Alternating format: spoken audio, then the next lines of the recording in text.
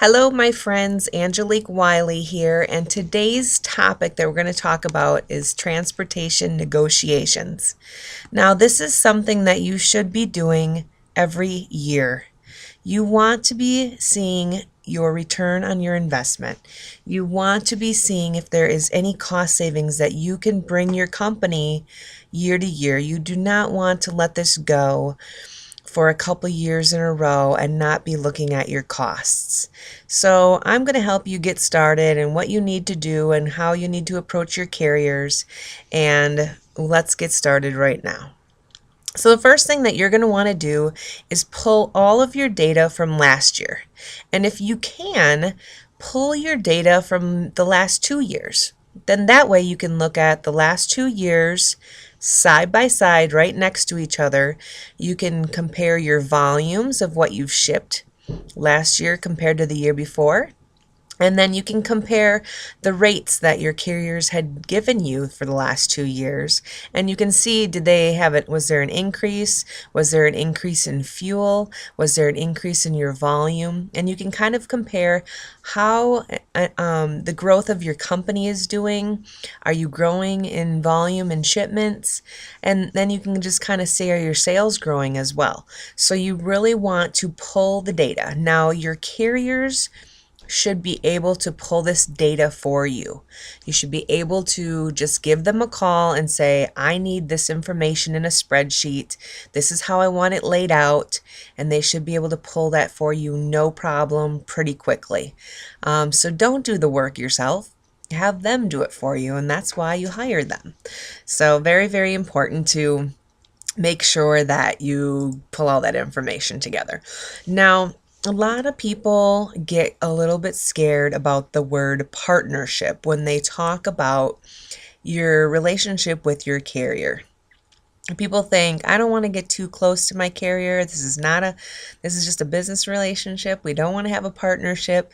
Yes, that's true, because when there is a risk of loss involved, you don't want to say that you were partners in crime business, because obviously if there's a claim, then you want to make sure that they pay it.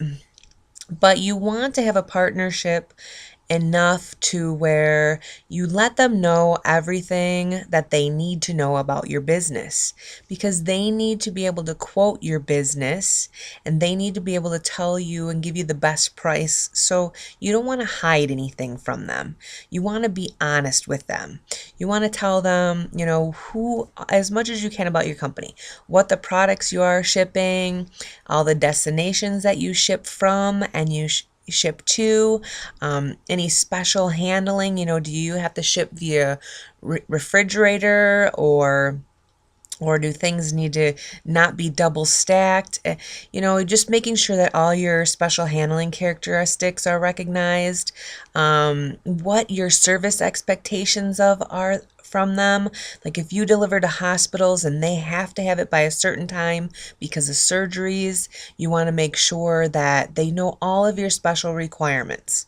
Now, you really need to know, are you shipping domestically or internationally? Make sure that you separate those two.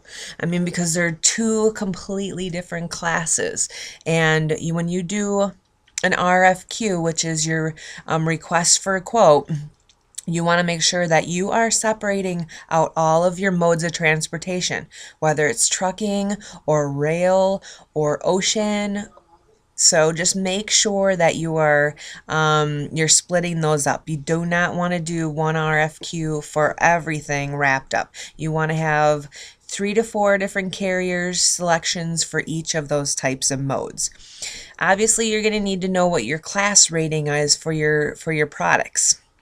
Now, sometimes you might have products that have multiple class ratings. So you might want to, for negotiation purposes, you might want to just do FAK, which is freight all kinds. That's okay, because a lot of people distribute a bunch of different types of things. You're going to want to know all your freight tonnage.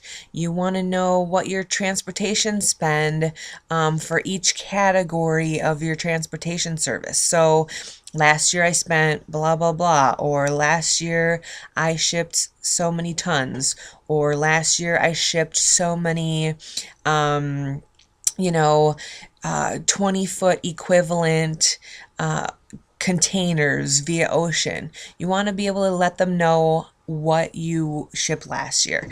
You want to let them know also what your frequency of shipments are. Do you ship daily?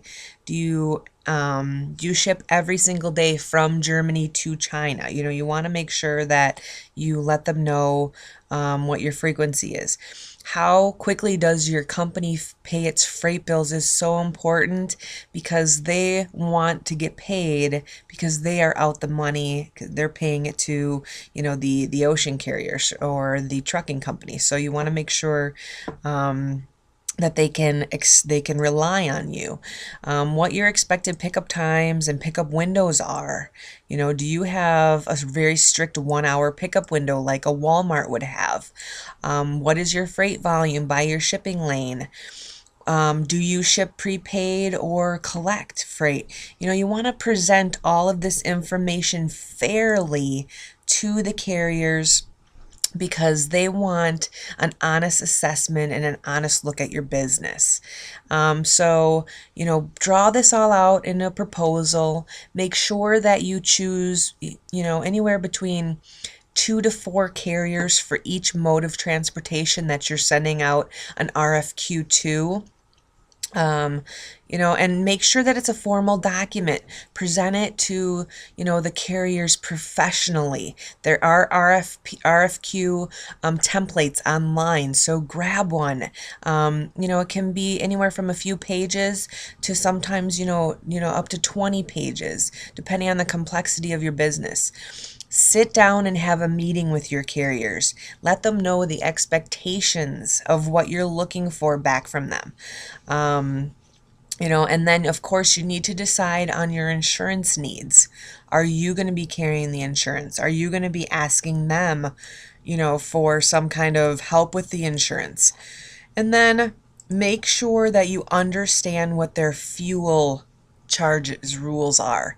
It's very rare that anyone could ever lock in their fuel surcharges for a year, not even 6 months, because fuel changes so much, and you can check out the industry and you would know that how much fuel changes.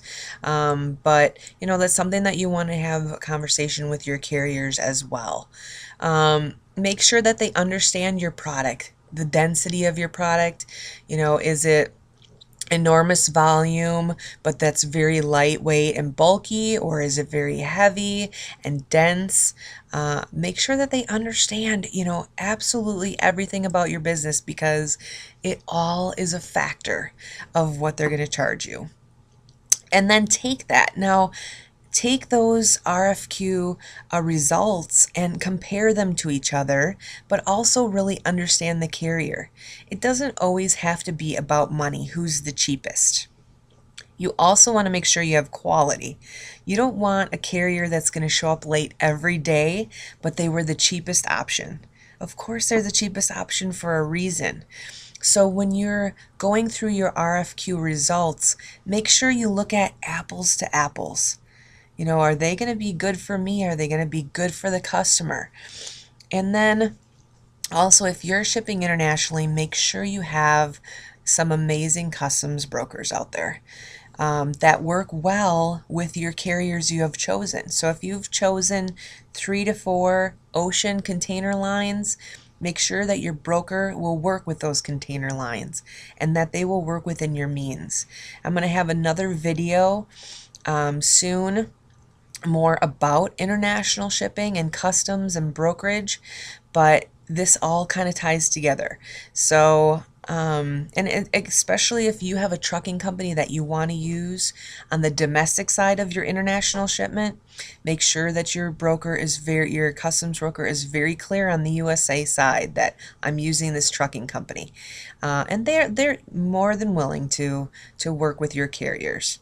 So this hopefully will get you started. Start off the year right. Start with the new transportation negotiations and save yourself some money. So go out there and do it.